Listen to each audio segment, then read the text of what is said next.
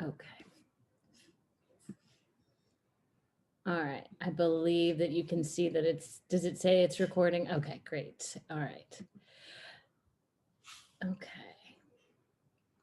So welcome everyone. I am going to introduce myself and then turn it over to some of the other people that are joining us tonight. My name is Jeanette Garrity Gomez. I am the Assistant Chair in Humanistic Studies, and I use she, her pronouns. And I am an English language learning faculty member in our department. I've been here 6 years. I am going to throw it over to Mel Lewis. Hey y'all, I'm Mel. I use they and she pronouns. This is my second year at MICA, and I'm the chair of humanistic studies, and I'm faculty in gender and sexuality and Black and ethnic studies. Next up, let's turn it over to Anna. Hi everyone, I'm the SVA representative for the Humanistic Studies Department. I'm Ana Diaz, I use she, her pronouns, and I'm a critical theory minor. I'll turn it over to Ruth.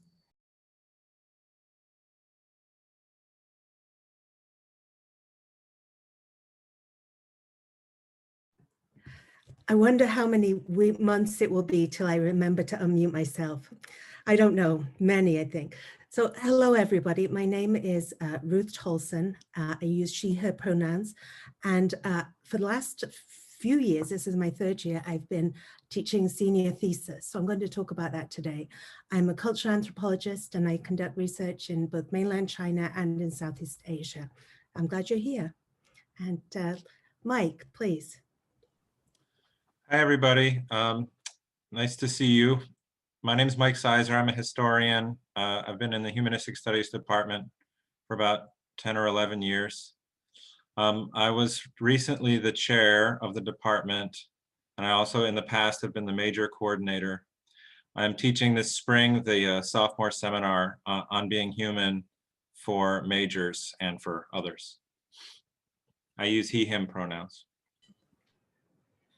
Thanks, Mike. Paul Jaskunas, who is the minors advisor, is teaching right now, but he will be joining us around 6:30. So we'll hear about the minors at that time. Let me just advance. So I just want to share with you our plan for this evening. So we are going to have Anna talk with us about SVA representation and the awesome job that she is doing for us. We're going to have Mel and I are going to talk about curriculum redesign and with Mike as well. And then we'll throw it over to Ruth, who will talk about senior thesis and symposium. And then we will have, Mel and I are going to discuss a P or an F or taking a letter grade, pass, fail, what the implications are of that for you. When Paul joins us, we'll go over minor thesis, work and process, and then we'll finish up with some information about humanistic studies programming. Throughout the session, while Anna is able to be here with us, and I know, Anna, you have to step out a little bit early, right? Around, No, I'm gonna be here. Oh, yay. Okay, awesome. I'm happy you're going to be here with us. So if you want to direct message any questions to Anna, that way we can make sure that we answer all the questions you might have. I think I failed to pass it over to Christine, the dean, and that was a mistake. Oh, we should have Christine introduce herself. Sorry, Christine. You're fired. No, I'm kidding. Hi, everybody.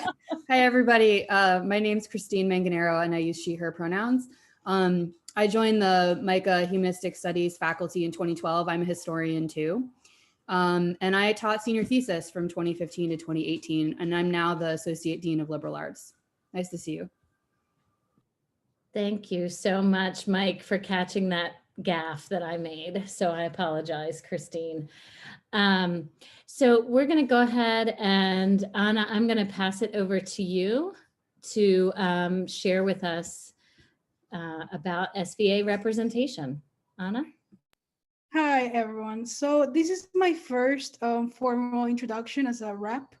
And So I'm new in as an SVA representative. I just joined this semester, and we are always looking for anyone else that could join, because I'm the type of person that likes to see how things work, to be involved and see the inner workings of everything.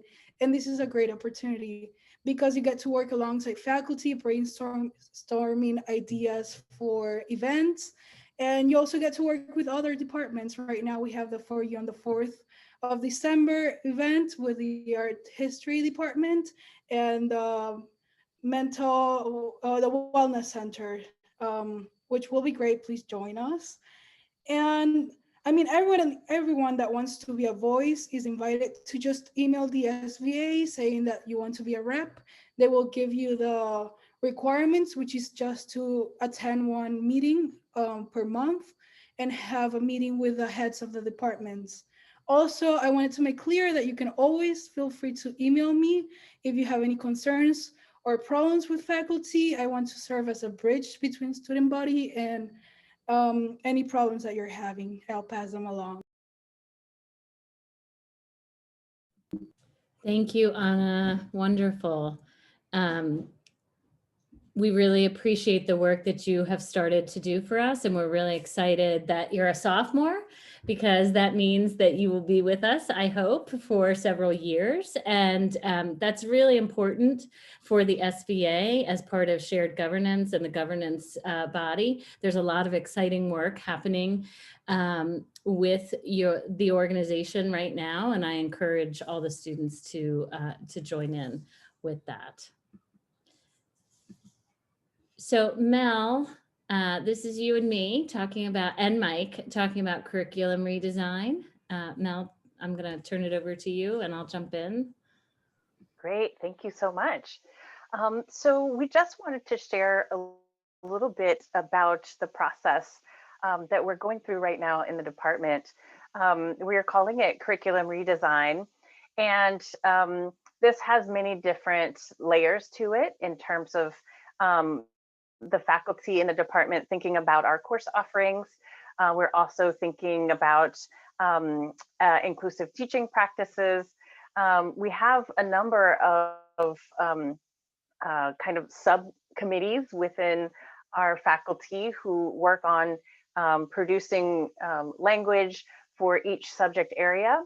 And also we are making various commitments, and that includes a commitment to DEIG, and also a commitment to professional development and our own teaching practice.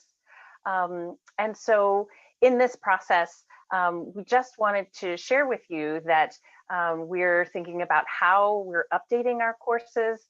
I know that many students have shared with us that they want particular topics to be explored within humanistic studies that might not be a part of our current courses, and or that we might highlight more inside of courses that already exist.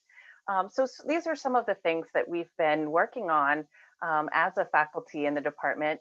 And I'll share a little, or I'll turn it over to Mike now to talk a little bit more about that process. I'm coming into it, this is my second year at MICA, but this is actually a long-standing project that we're moving forward. So Mike, would you like to say a little more about the history of it and how you see the curriculum redesign coming together?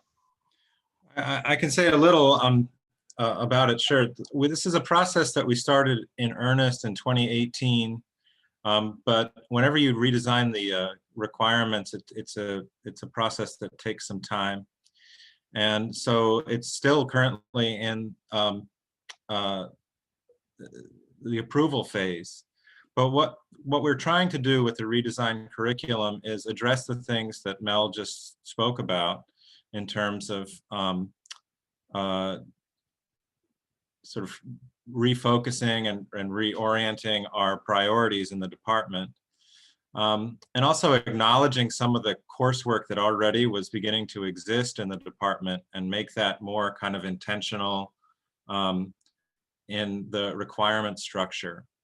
The requirements in humanistic studies haven't changed for some time. We've had this intellectual history and theory requirement, that's been in place since before I arrived. And so we wanted to have something that was a little bit more defined and a little bit clearer for the students, that also included a commitment to DEIG, that spelled out more clearly what the different courses were, but also that retained the flexibility that's really important for student schedules. So that's something that we have been working on for 2 years. And in the department, we came up with an alternative format this past spring, anticipating student concerns. And we've heard from SVA reps over the years about some of the student concerns like Mel talked about, and some of the things they'd like to see us prioritize.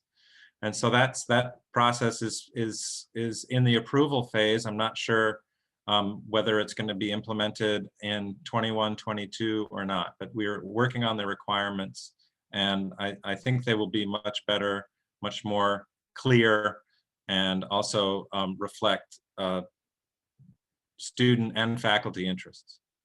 Is there any more that I should say about that, Mel and Jeanette?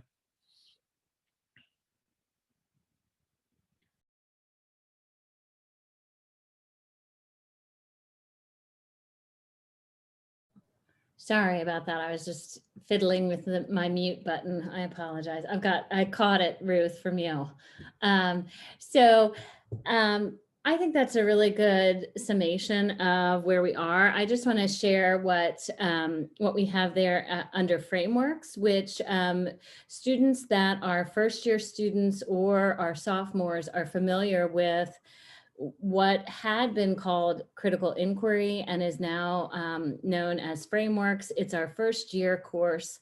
And just as a acknowledgement of the ways in which we've been starting to, or not starting to, but making more clear to our students the ways in which we think about the work that we do in humanistic studies, we have in that course what we call frameworks, where we are the ways in which we can investigate and think about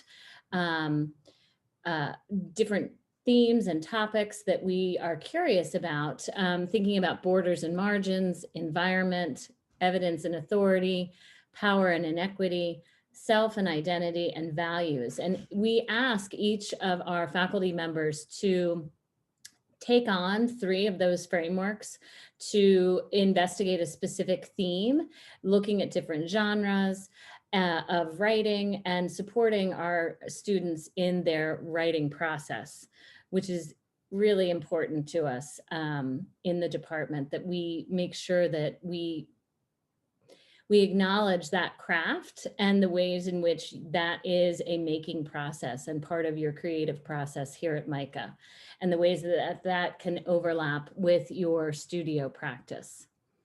Does anybody else have anything they want to add in here? Okay. So just to continue on. So one of the things last year we were thinking, Mike and I, when we were working on an open forum for our majors and minors, was to highlight the ways in which we've made choices as a department with hiring over the past 10 years. So this just goes back over the last, let's see, how many is that? 1, 2, 3, 4, 5, 6. I don't know, I'm bad at math. 7 hires that we've done, right? Thank you, Mel, I appreciate that. And so these are the faculty members that we have been bringing into the department. Most recently, our wonderful new chair, Mel Lewis, has joined us, and that's been really fantastic for all of us. Just the commitment, the deep commitment to DEIG within our department. And I do want to just let you know, we will share these slides at the end of the meeting with our listserv that we have for majors and minors. And that is an active link to the current curriculum for our department. Anybody want to add anything else? So you can see Ruth and I are both on there, ELL professor and Asian anthropology. We both started in 2015. Mel, can I have you speak to this a little bit? And then we'll do our fun slide that we created. Sure. So here we're exploring the requirements for liberal arts. And we do have a long-term plan. And as Jeanette and Mike have said, there has been a lot of groundwork, and we're now kind of in this building and approving phase. So here the proposal was submitted in 2019, and we're kind of reviewing and adding language. Our working groups worked both last semester and are working through next coming semester to ensure that we have kind of a collective agreement about the requirements. And we do hope to implement in the fall of 2021. Of course, we did, have to pivot. We have a lot of, there's our pivoting. Slide. Pandemic pivot. So there have been some disruptions to this work, as you might imagine, building our classes to go online and really coming up with very strong online delivery of our courses and curriculum. And that has been our urgent focus through the summer and for this semester. So we are hoping to stick with this long-term curriculum planning timeline. But as we've said, there are many challenges as we are moving through the pandemic. So stay tuned. We'll be sure to keep you informed. And we'll certainly continue this work.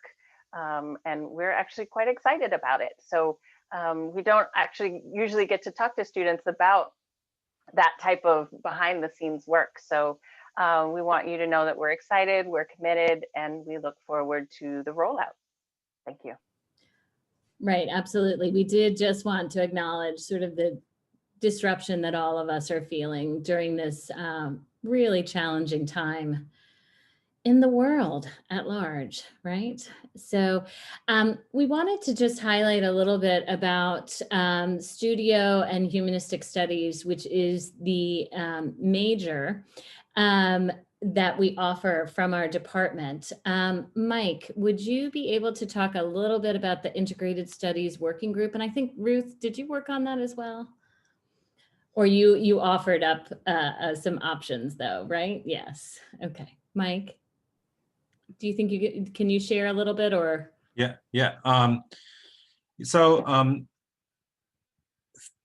When Tiffany Holmes came to MICA a couple of years ago, and when my chairship began, we both worked off of the, built off of the work that happened before us with our previous chair, Sohaila Gausi, and others, previous Dean Joe Bazile and others, and created an integrated studies working group. One of the things that students have asked for are pathways that they can use to integrate their studio work and their liberal arts work.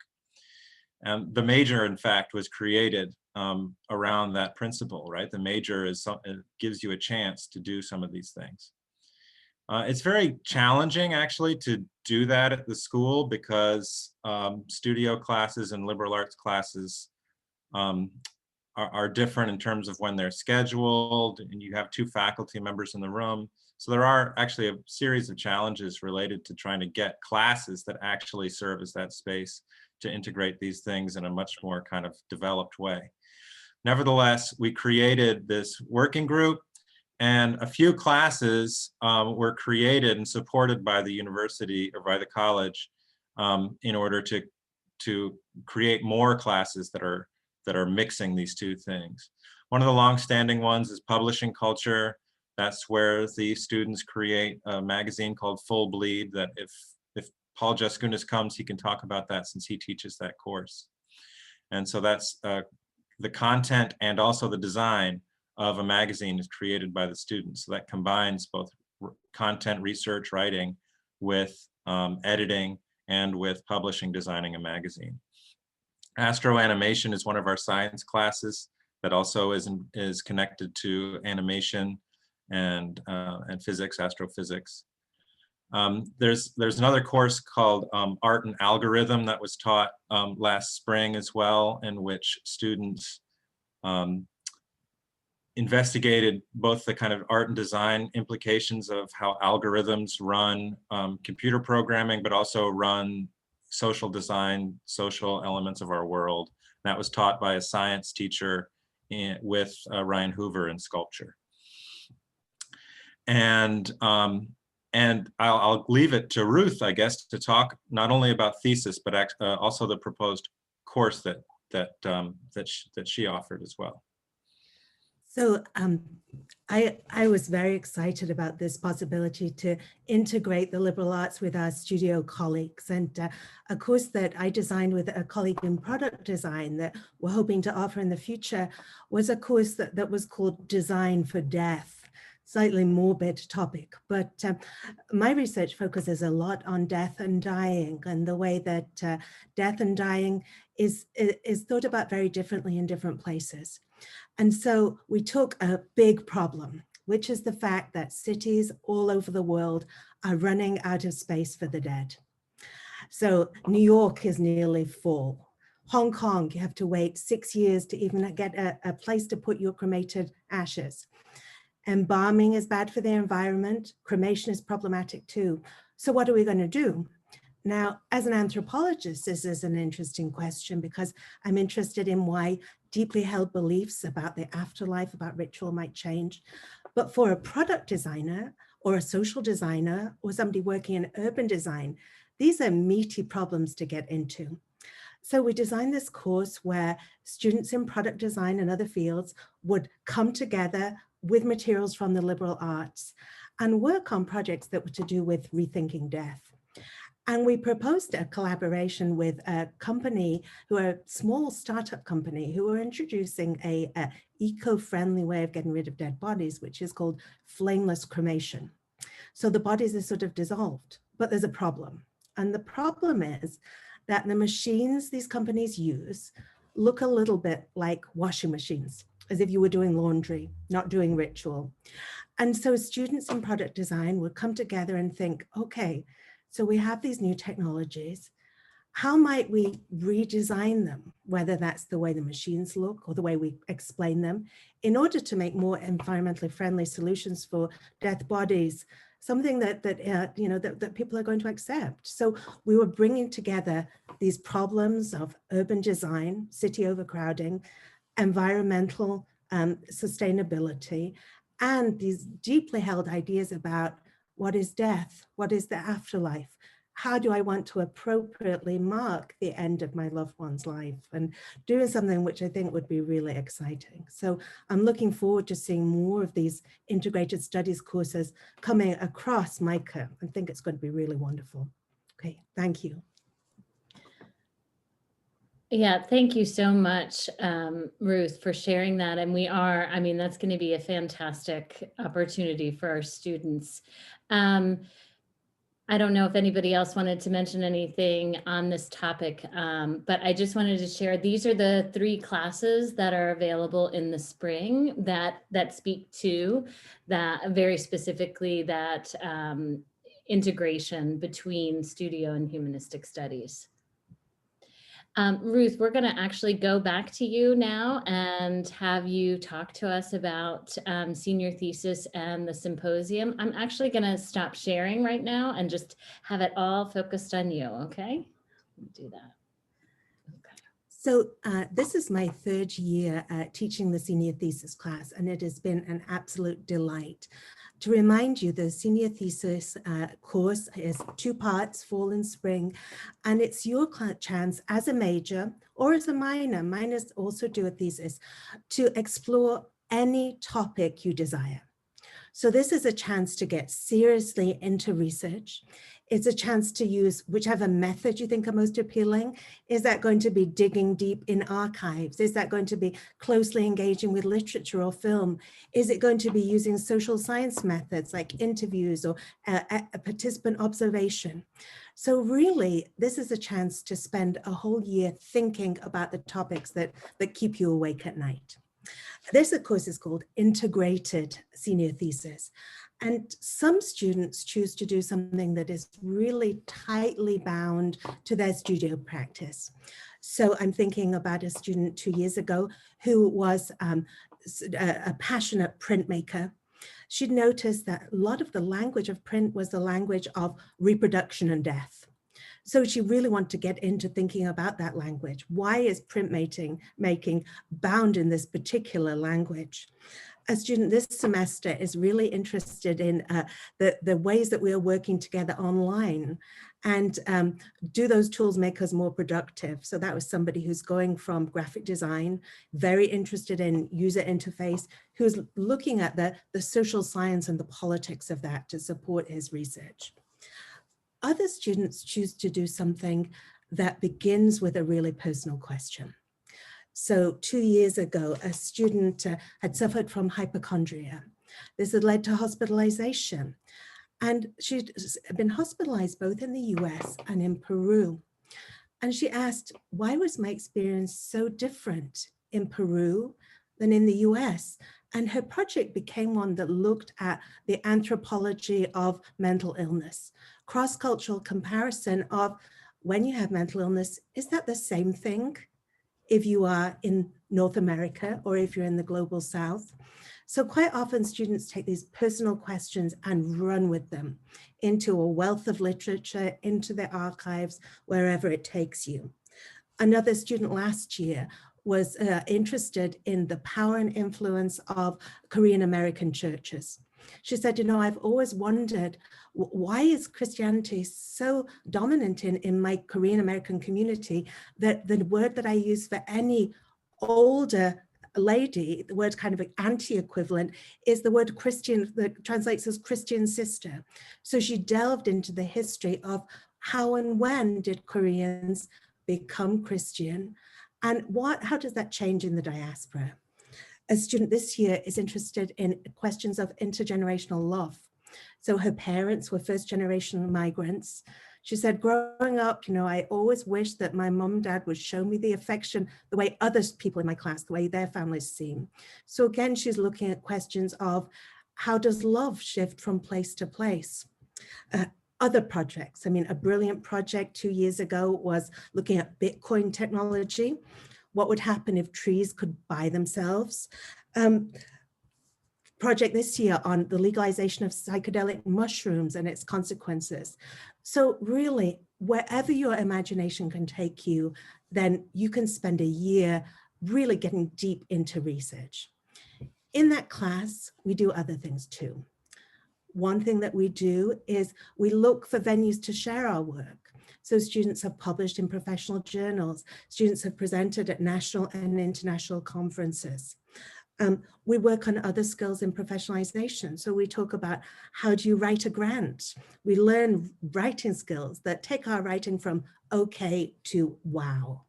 And in the spring semester, we put together a fantastic symposium.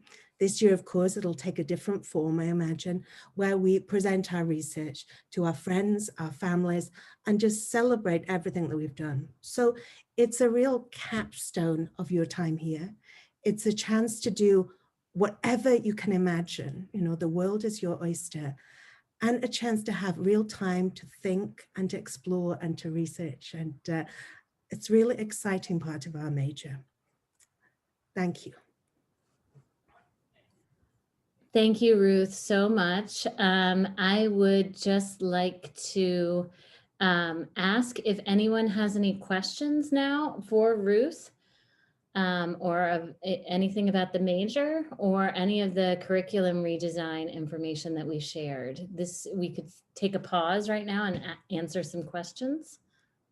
You can, oh, sure. Sorry, I was just curious if if it's like possible to do your thesis work and like with like integrate your studio practice. I'm sorry, my brain's a mess right now, but like do work besides just like essays and stuff, but also present your thesis in like a visual way too?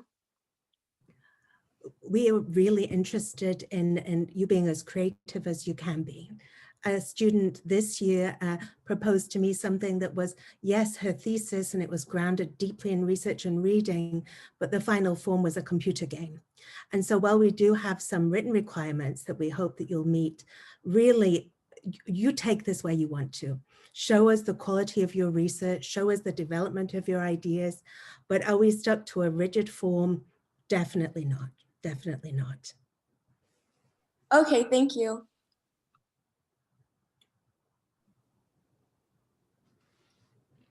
Anybody else have any questions? No How pressure. open? Go Oh, ahead. sorry. No, How- go ahead. Sorry. How open is the symposium sort of towards the end of the spring semester? Is it something that's more of like an invitation only thing, or can other humanistic studies majors come to see it? Oh, we want as many people to come as possible. Yeah, I think, you know, the more the merrier. In fact, the first year that we had the symposium, then we had, it ran over several nights. Well, the first year that I took the symposium, Christine, our dean, before had it in a different form. We had it at the Johns Hopkins Micah Film Center. It ran over 2 nights. Each night the place was full. We had a wonderful reception and it was a real celebration. Everybody was welcome. Our plan for last year was to go bigger. And we'd inquired into hiring the parkway, the cinema there. It was going to be, you know, the biggest yet. And of course, COVID put play to those plans. But the more people, the better. We also open presentation to people who are minors. You know, if you have some research to share, we want to celebrate that work. So really open, really open. Hello. Hi.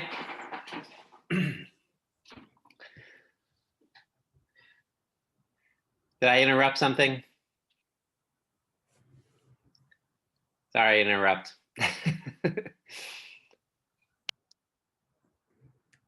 Can I take any more questions about senior thesis? You're always welcome to email me as well. My email is rtolson. My name is in the corner, well, everybody's happy to help with questions. Yeah, absolutely, Ruth. We will share the slides, and I'll make sure that we have your information there so that everyone can get in touch with you.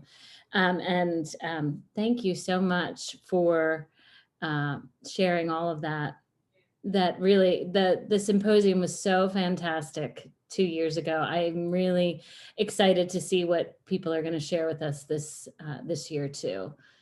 I'm just going to go back to sharing our screen really quickly. And I'm sorry, Mel, I'm going to pass it over to you so we can have some conversation about pass, fail, or getting a grade. And then Paul, you'll be up after that. Okay, thanks.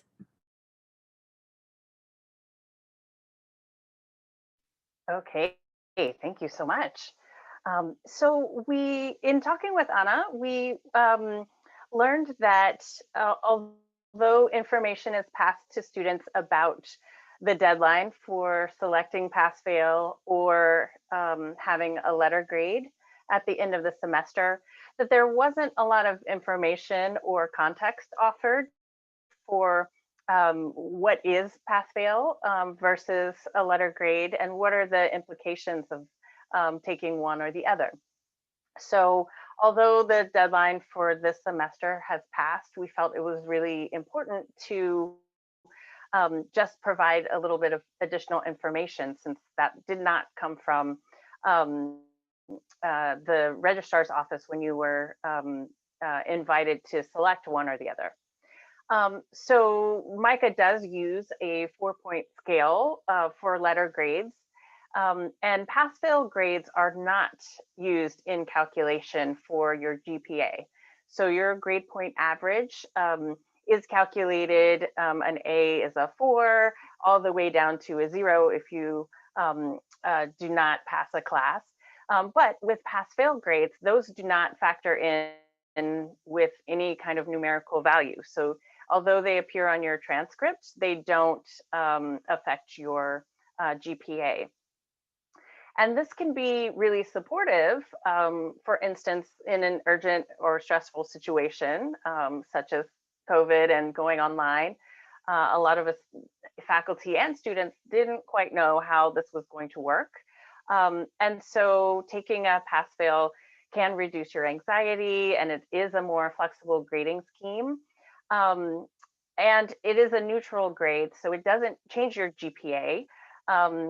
And on your transcript, it won't indicate if you earned an A, B, C, or D. So if you feel anxious about a particular class, it's best to, talk to your faculty member, explore some of the support that's available on campus.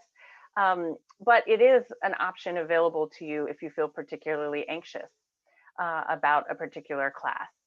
And so pass-fail grades also have a downside to them. In some cases, transfer credit or graduate school credit is not accepted if the course was taken pass-fail.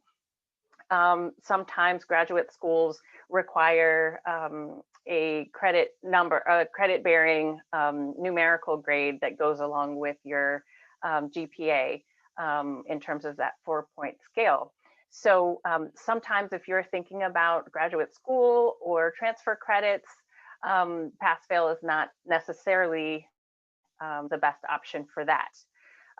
Also, some schools or even employers may have questions about pass-fail in terms of if you've received a pass, that may have been an A or it may have been a D. So they may want some additional information from you about how you did in a class if it relates to their specific subject area in the graduate program or in that job.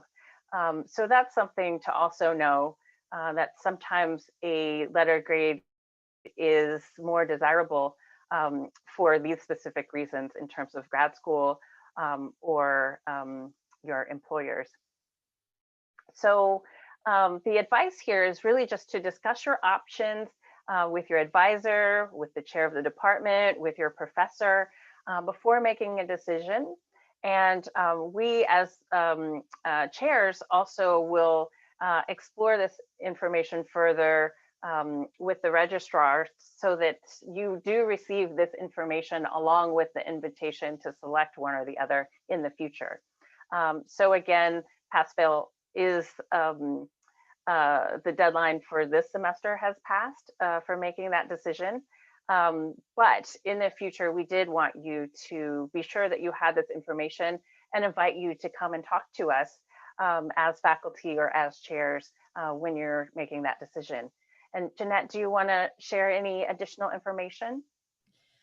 Yeah, thanks, Mel. I'm actually just going to stop sharing for a minute and open it up in case there's any questions about that particular topic, because I do think it's something new for us at MICA since the pandemic occurred. Last semester, there was it was a little bit different that it's being handled this semester because we are going to not know as faculty members. There's no knowledge of if the students have chosen pass fail or grades. We simply will submit our grades and the registrar will make that change based on what you decided for that class, you being the students. So that is a little bit different than it was last semester. Do we have any questions? I just want to open that up.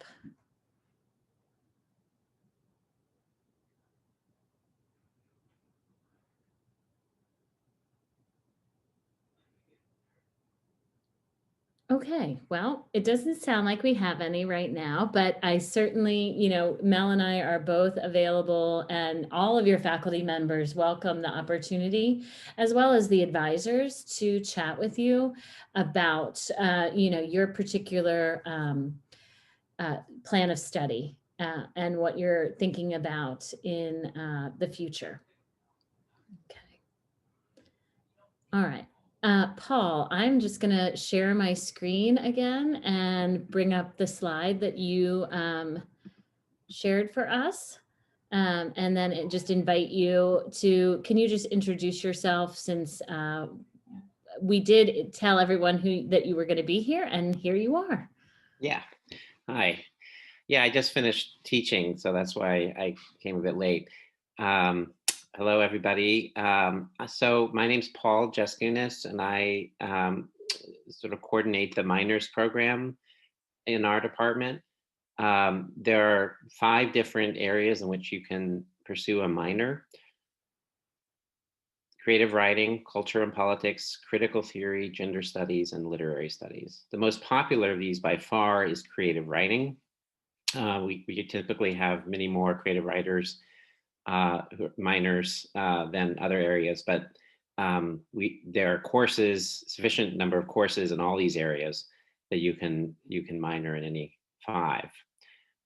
To complete the minor, you need a total of 6 classes, and typically one of those courses will be frameworks or critical inquiry, depending on when you began. That course, the name of that class, that first year class, changed at some point.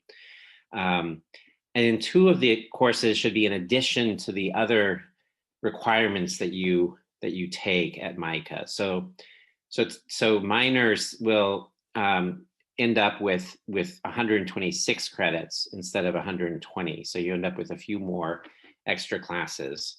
And in addition to the coursework, there's a thesis that you write in the senior year.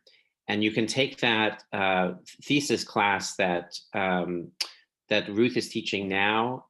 You can write your thesis in the context of that course, or you can write the thesis outside of that class, along with an advisor, a thesis advisor that you work with from beginning of the fall semester into the spring semester. So that's the basic outline of the minors program. If are any of you considering pursuing a minor, or I'm curious to know what questions where you're at in your MICA careers, and whether any of this is relevant to your needs right now. I'm going to stop sharing and Sure. let's go to that conversation, because we do have some minors in the house for sure. Okay, good.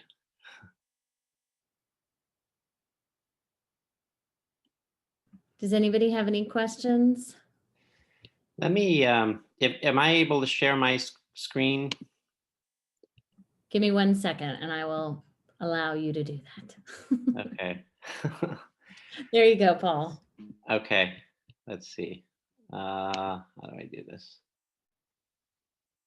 Microsoft Word. Okay, there we are. Okay, so I created this list I went through the schedule for the spring of next semester, and I created a list of all the different courses that would apply to these different areas. So here's a list of creative writing courses that would count towards the minor that are being offered next semester. And there's a 1 asterisk here in that creative writing minors can also take literature courses towards their minor. And many do, with the understanding that at least 3 of the courses you take for the minor will be writing workshops, where the emphasis is on student writing. Okay, and then these are the courses for critical theory that would count towards the minor. And culture and politics, which is considerably longer. You'll notice that there's some overlap between these areas, but a lot of the intellectual history courses sort of fit into this category, in addition to some of the other electives that we offer. The area where we have the fewest courses is gender studies this semester. These are the courses that I found in the schedule for next semester that seem to fit the gender studies area. And then the literature courses are down here. I sent this list to all the people who are registered for a minor this fall semester. That's the list I use. I went into the portal and found all the students who have registered for humanistic studies minor this semester. And they have that list. there may be some students who are minoring who aren't registered this fall, who might be registered next semester, who I haven't reached, but anyway, so some of you may have already received this communication from me, but.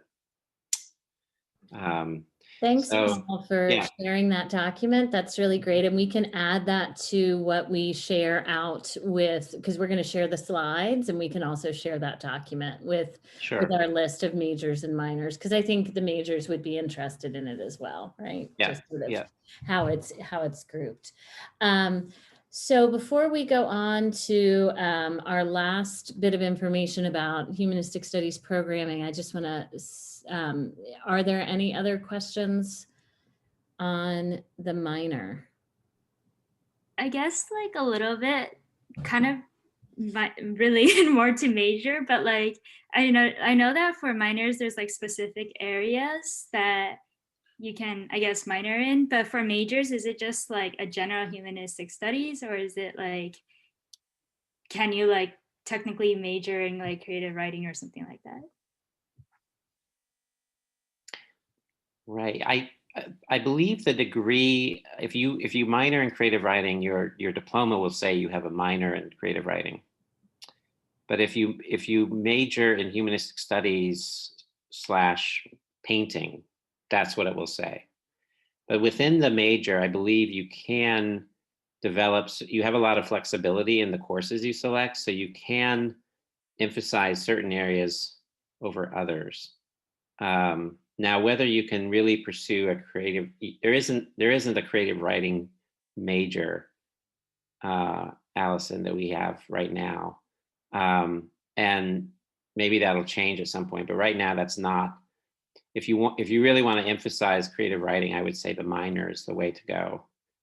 But there have been, I mean, Ruth, maybe you can speak to this. Have there been majors who have, for example, for their thesis, written poetry or creative nonfiction? Or Yeah, there have. We had 2 years ago 2 students whose focus was on poetry.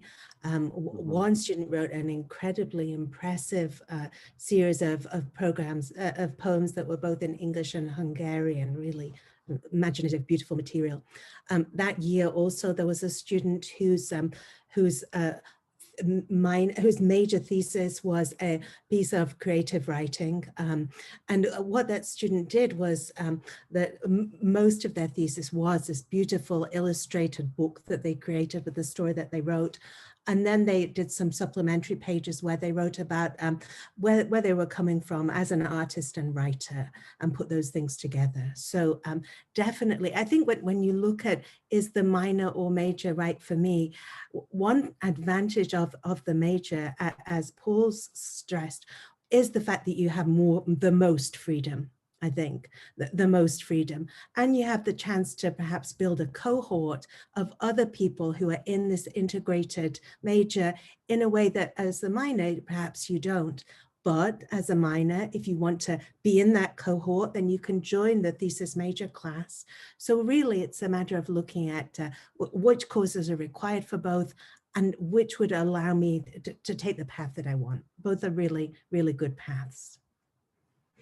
Thank you. Yeah, I think that actually, Ruth, what you were just saying sort of goes to the question that was asked earlier, right? Where, sort of thinking about, what type of product is, what your end thesis product, what that could be. So I think, what you were just talking about, the ways in which that's supplemental and then the main project, that there's a lot of flexibility in both our minor and our majors. Okay, if I have everyone's permission, I'm just gonna share my screen one more time and show just a little bit more information about some of the humanistic studies programming that we are working on. So Anna had mentioned at the beginning of our time together tonight that one of the activities that we run in conjunction with art history and the wellness departments on campus is something called For You on the 4th. And that is when we're in real life together, we share food, we have fellowship with each other and get to spend time together. Having the faculty and the students have sort of in that, not in the space of the classroom, having conversation with each other. And then we've also offered a lot of different wellness activities, including something that was really popular was tarot card readings. I know Mike got his cards read and really enjoyed it. But they also offer things like blood pressure screening and yoga. I know Paul's done some yoga on the 4th floor before. So right now, because we're in this virtual space, we've been, trying to do things a little bit differently, and we've been looking more at a theme. And Anna came up with our theme for this December, which is this very hopeful idea of new year, new beginnings, because we are all ready to close the book on 2020 and get into 2021 with a lot of hope for just a little bit of change, perhaps. So I encourage you all, it always happens on the 4th of the month. And we even, because we're in the virtual world, we even had our meeting on a Sunday this year, which was October 4th, I think. So, just join us. It's usually at noon. We have Instagram and we also have a website that is For You on the 4th inside mica.edu, and Instagram, we are simply For You on the 4th. So you can find us there and get links to our programming.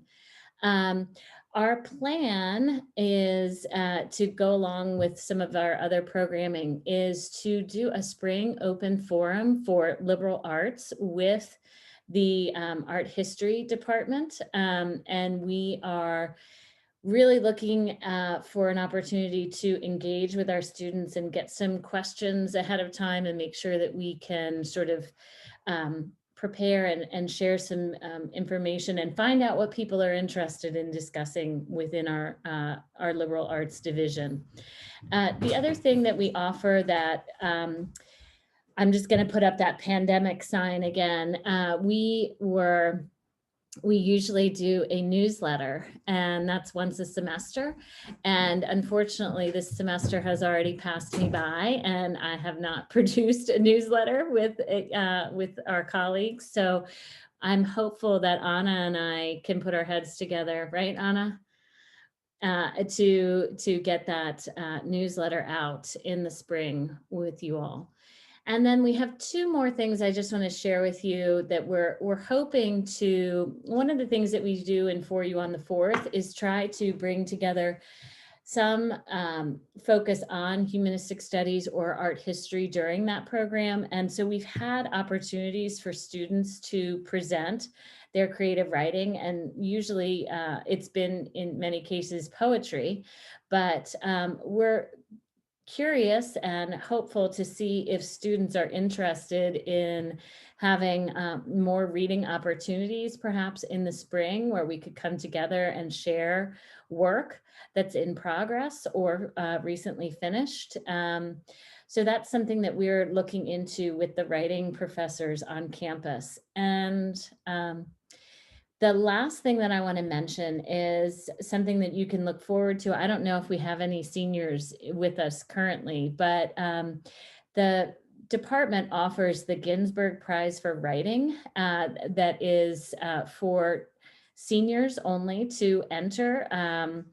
And we will share more information about that in probably in February, I think. And what that is, it's actually a cash prize and recognition at the commencement ceremony for our senior who wins that prize.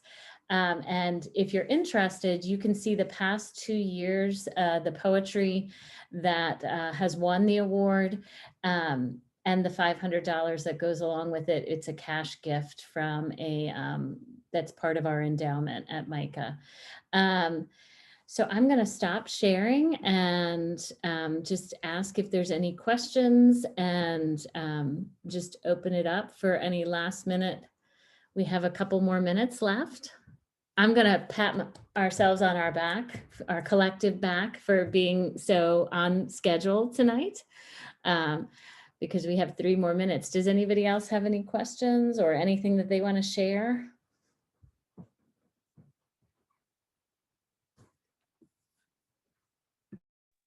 I have a quick question, I guess, for publishing culture. So I realized like you could either have like, I guess, go into it with graphic design credits, or like you can get humanistic studies credits, I guess, right? And I was wondering if then you could like take the class twice for like different, I guess, sides of it, and like would it be the same or would it change? Because I don't know. That's a good question. It hasn't come up in the past, but that's right. You can, so the way that class works is you typically work on either the design team or the editorial team. And the design team, there's a real emphasis in that work on designing the print journal as well as the website for the journal. So it's really, you work with the person I co-teach that class with is a graphic designer. He's the creative director of Washingtonian magazine, and you work with him really closely on developing layouts and also developing the typeface and the look of the issue. If you work on in theory, you could take it twice. I think there's nothing that prevents you from doing so. Correct me if I'm wrong, someone, but I think you can. You could take it as a designer and get graphic design credit, and then work on the editorial team another semester. And it would be very different because each issue has a different theme. So the kind of work that is submitted for the issue is different. So in some ways, yeah, it would be a very different experience as an editor for the journal, as opposed to as a designer. So Allison, you're a junior this year, is that correct? Yeah. Yeah, and you're a graphic design major, is Yeah. that right? Right, so yeah, I mean, in theory, you could do it this year and next year as well. You know, as on the editorial side, I think it would be better to do it, at least if you do it once. Are you interested in publication design? A little bit, but I'm also interested in like the humanistic studies as like the editorial side. The editorial work, yeah. So I could talk to you about that in more detail, about what the class is like and how it works. Maybe after class on Friday when we meet. Yeah, sure. Chat about it if you'd like. Yeah, thank you. Want to do that? Okay. All right. Well, it sounds like you've got the inside track there, so that's good. I think that would be a great question that we could bring up to the advising department just to get some clarification too, because just to make sure how that would pan out on your transcript and things like that. I think it's always good to check all those boxes with who might have some insight there.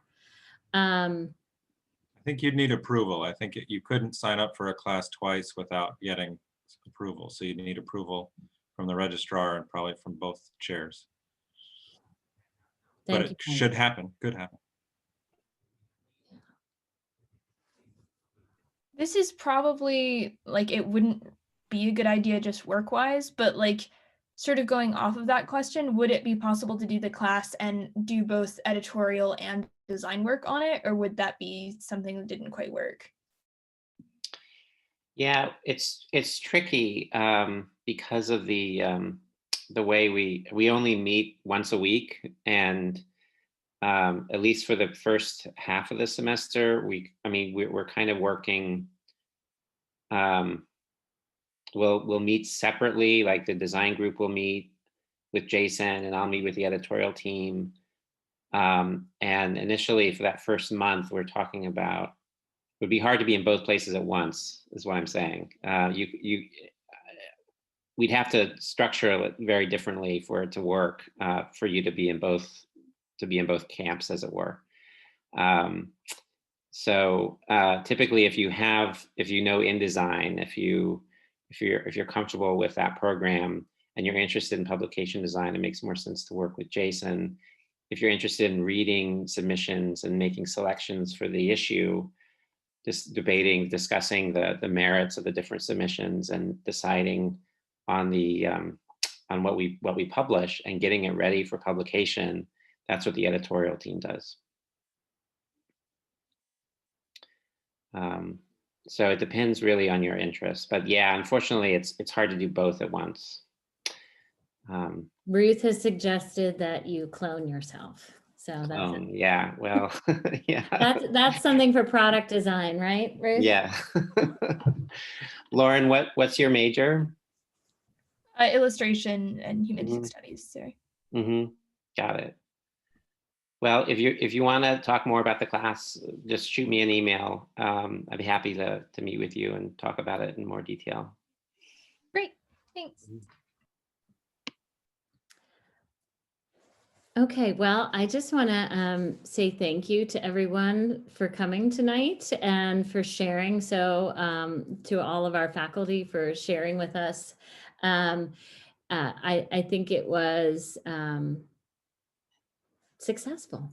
So I will share out with all of our majors and all of the minors this recording and also our slides. And Paul, if you could just share with me that document as well, that'll be fantastic to, even though you've already done it, just over communicate, right, Mel?